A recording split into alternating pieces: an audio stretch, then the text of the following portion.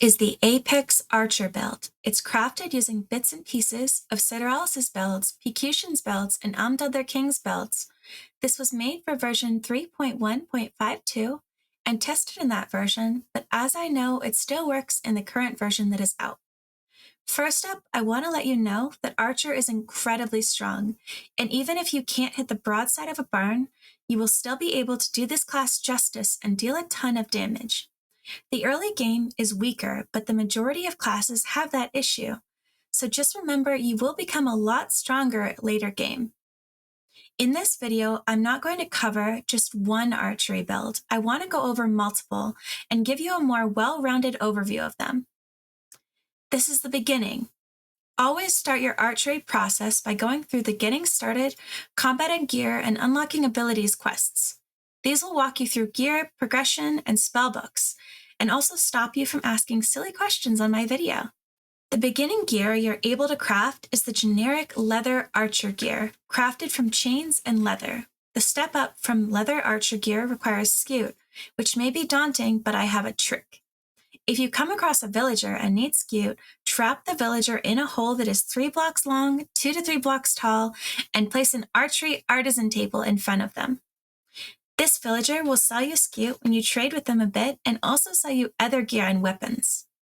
Using the Scutes, you can craft ranger gear as it's required for your endgame build and better than leather gear by a bit. Also, it looks significantly better in my opinion than the leather archer gear. You're going to want to kill any mutant skeletons you come across and collect their bones to make the mutant skeleton chest plate, as that chest plate and netherite ranger gear is your best endgame armor for any build. But don't worry if you can't find a mutant skeleton, as mutant skeletons spawn often. You can also make a regular skeleton into a mutant skeleton with a splash potion of Chemical X. For trims, you are going to want to choose between 4 diamond trim for damage reduction or 4 redstone trim for more speed. Both are excellent options, but I went for the redstone and I am fast.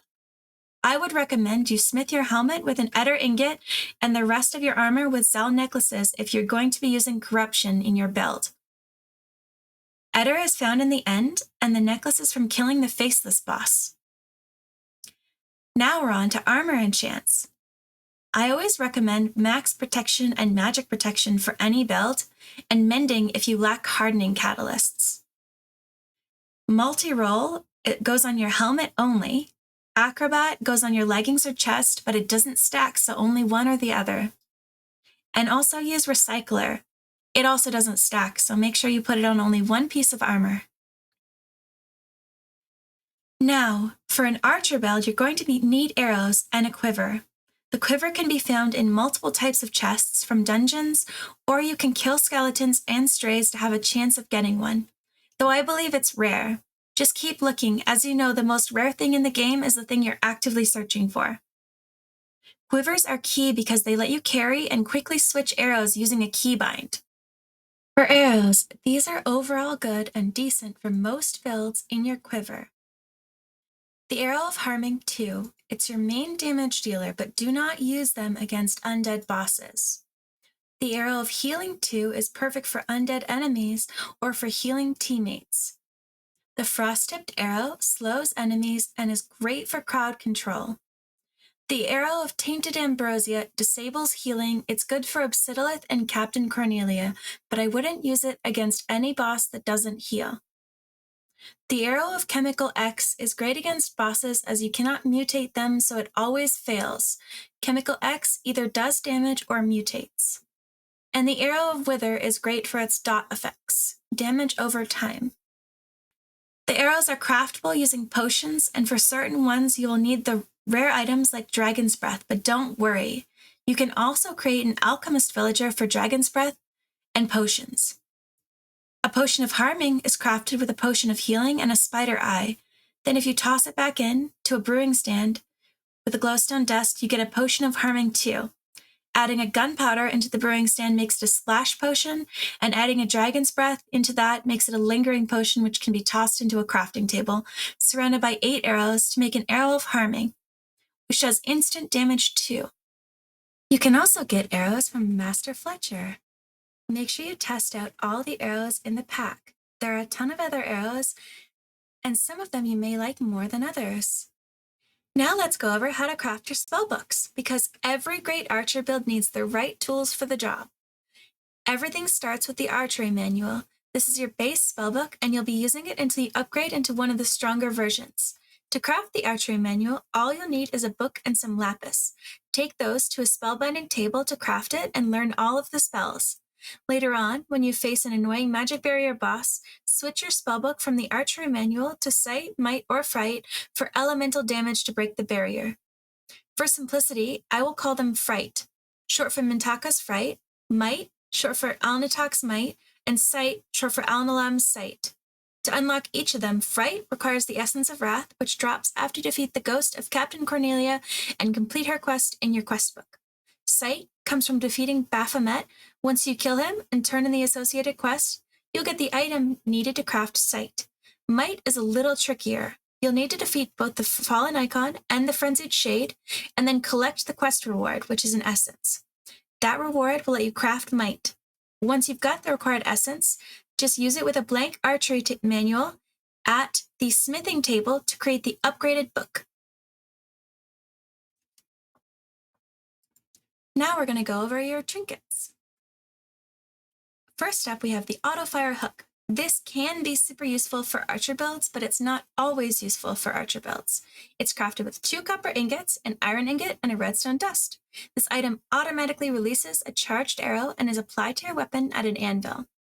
I wouldn't always recommend it, as you can shoot faster and do more damage without the auto-fire hook if you're going for a speed build. We have the Darnassian Strider Amulet and 2 Thalassian Ranger Bands.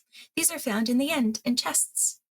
Then you're going to want to craft 2 turtle bracers. Always swap to amethyst bracers, which you're also going to need when you're fighting mages. Amethyst bracers are made with amethyst and iron, and turtle bracers are made with scute and an iron ingot.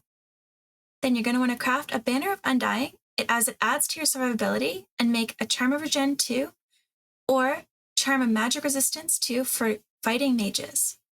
You're also going to want to find a pair of running shoes or craft Usain Bolt speed socks. I've explained this one in another video, which I will link below. You're also going to want to find a plastic drinking hat or a novelty drinking hat, which you can get from finding and killing mimics.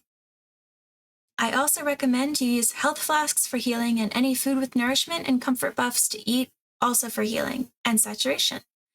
Most of this is from Farmer's Delight, and some of it is from Coptopia. Then you're going to want to go for your weapons. Your early game weapon is going to be whatever bow you can get your hands on. I know. However, if you get a basic bow and somehow beat your first boss, I recommend you make a Gale Force bow. All it requires is 3 string, 3 moonstone, and a Lord Soul. It has really great abilities. Cloudburst grants speed after firing. You can also press the ability keybind to dash in any direction, firing an arrow at the player's last attacked target, dealing up to 100% more damage based on the target's missing health. If no target is present, it shoots an arrow in front of you instead. If you're using Gale Force, try the Book of Fright. The Veiled Crossbow is also really good, as you can dual wield them. One-handed crossbows are really good early on.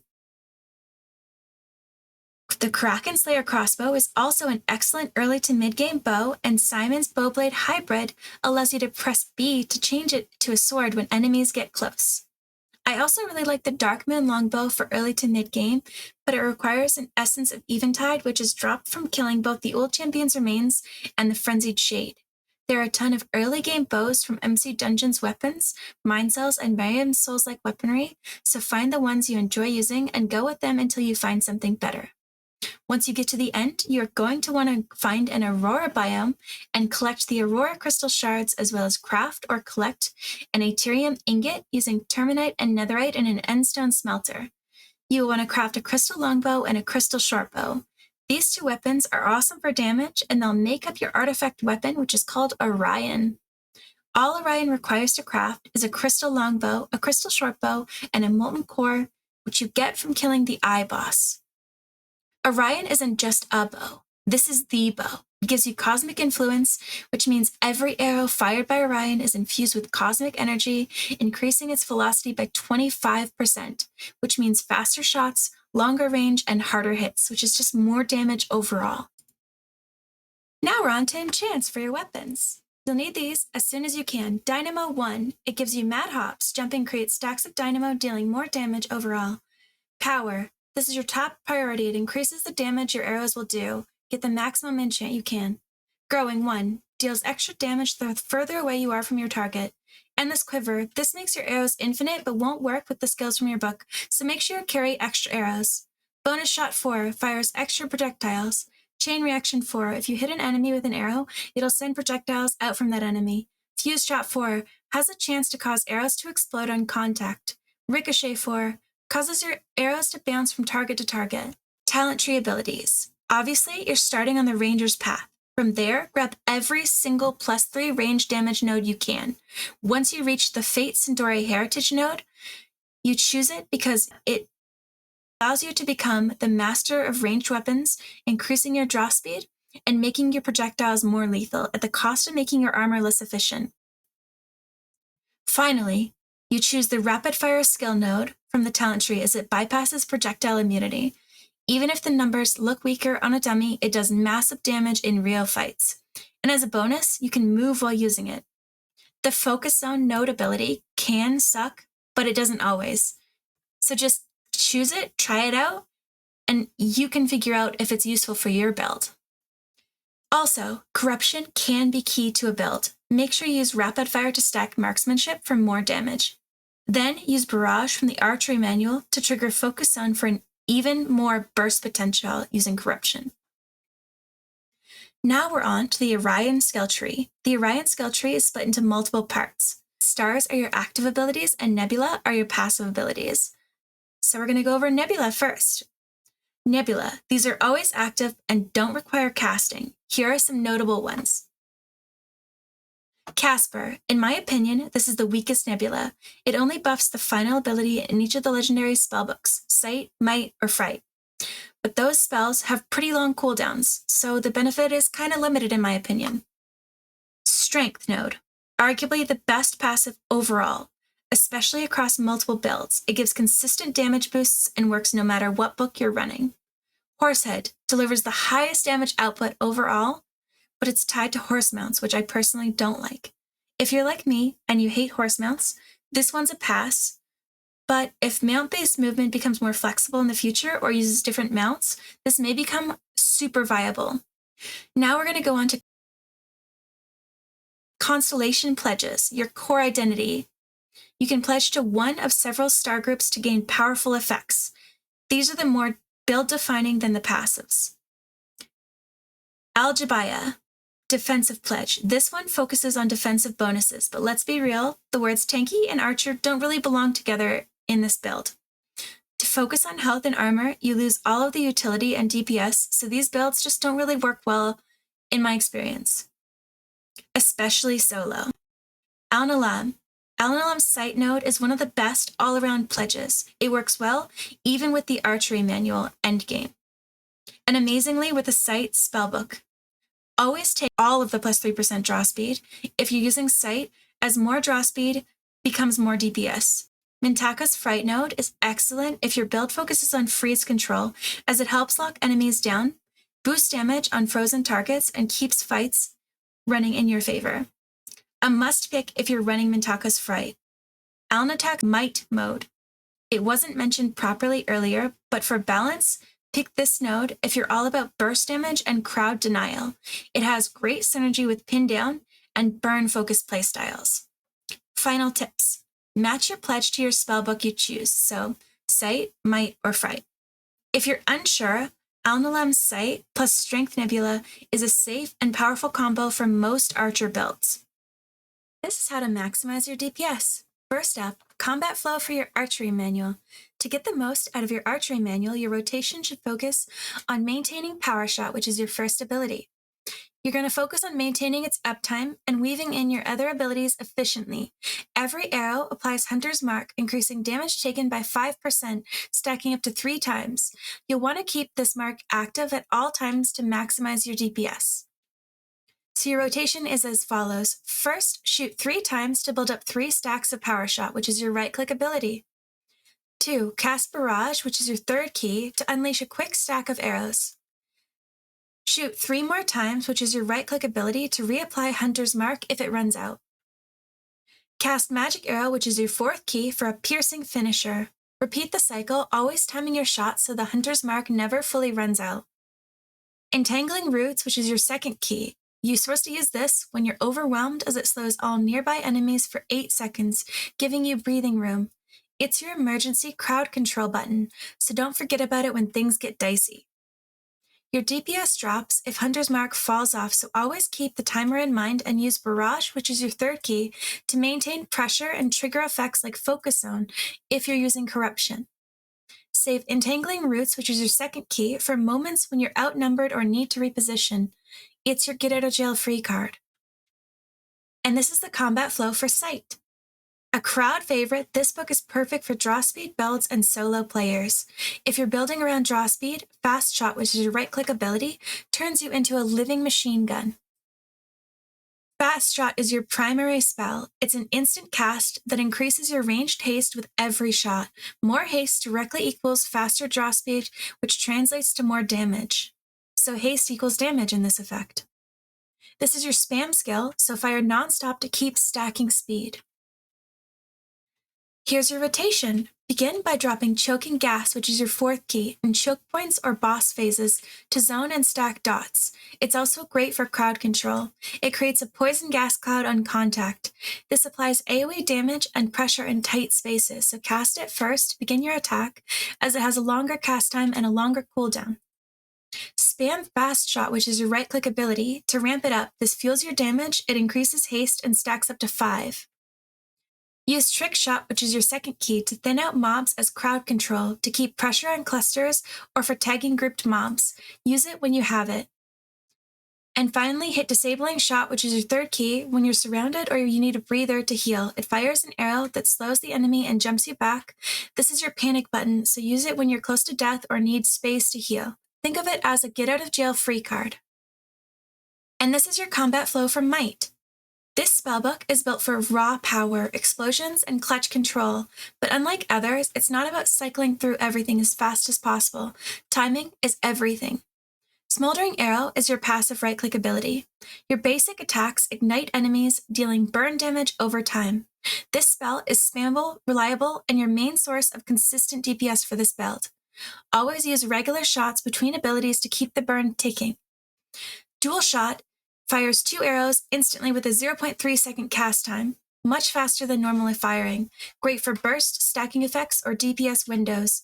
Does not trigger Smoldering Arrow's burn, which is your 1st ability, so don't spam it exclusively. Instead, use it between regular shots to keep your uptime high and mix in passive procs. Point Blank Shot delivers a huge blast, but only worth using up close. Closer the enemy, the more damage the knockback it does. Do not use it at long range. Save it for when enemies get in close. Treat it as a situational finisher or a panic blast. Finally, Pin Down is your high-impact lockdown spell. It deals big damage and roots the enemy in place for 4 seconds. No movement, no jumping. It has a high cooldown, so don't waste it. Use it at the start of a boss fight to open safely and control the space. Or save it for clutch moments, stopping a chasing mob so you can heal or reposition. This is your Get Out of Jail Free card. Your rotation is as follows. Open with Pin Down, which is your 4th key, if fighting a boss or elite. Follow up with Regular Shots, which is your right click, to trigger Smoldering Arrow. Weave in Dual Shot, which is your 2nd key, between shots for burst damage. If enemies get close, use Point Blank Shot, which is your 3rd key, as a high damage repel. Continue alternating regular, right-click, and dual shots, which is your 2nd key, keeping burn active. Save Pin Down, which is your 4th key, again for emergencies. Alnatak's Might isn't about constant spam, it's about knowing when to press what. Master your spacing, time your cooldowns, and let your enemies burn. And this is your combat flow for Fright. Freeze control, boss debuffing, and massive frost burst. If you like crowd control, combo setups, and big damage payoffs, this is your spellbook. But listen, you're gonna have to count to 6. So if that's too much, stick with something simpler. Frozen Shot is your passive right-click ability. Every basic shot applies frosted stacks using this passive. These stacks last 5 seconds. They apply the frosted effect, but don't freeze the enemy until you hit 6 times. Then the enemy will be frozen solid. Most abilities scale with or require frosted stacks, but not the frozen solid debuff, so count your shots. The rotation is as follows. Shoot 5 times to apply 5 frosted stacks. This preps your target without freezing them solid. If you shoot 6 times, then you will freeze them solid, and this will all be for nothing. Cast Frozen Pact, which is your third key. It hits harder based on the number of frosted stacks and reduces enemy attack power for 5 seconds, which is perfect for bosses. This is your key ability. Follow up with Arctic Volley, which is your second key. This is a short-range shotgun blast. It applies more frosted stacks and can freeze bosses. Use it point blank if possible for full effect. Shoot once more to reach 5 stacks as this triggers the frozen solid state.